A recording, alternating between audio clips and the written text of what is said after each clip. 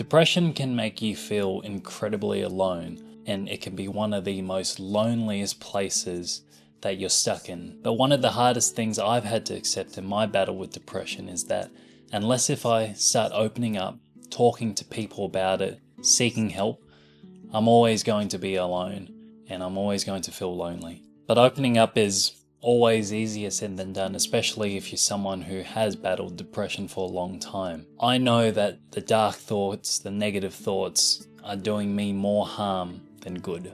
But there's two reasons as to why I've struggled to open up to people in my battle. One, being afraid of being called weak, being called soft, being seen as less of a man, less of a person. But the other part is, and I think a lot of people who have depression can relate to this, at least the people I know in my life, is that I know how painful and how traumatizing these thoughts are. Thoughts of suicide, thoughts of hopelessness, worthlessness.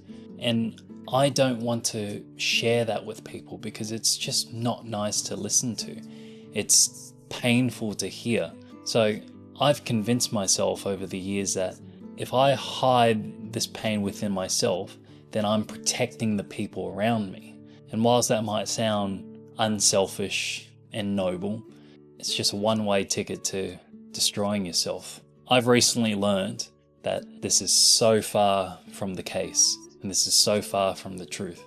The reality is, there are people in my life who really care about me, who want me to be happy, who are happy to take on that burden, to listen to my pain. And I think that is such an important thing to know when you are battling depression, to know that the people around you are more than willing to take on and share your pain together.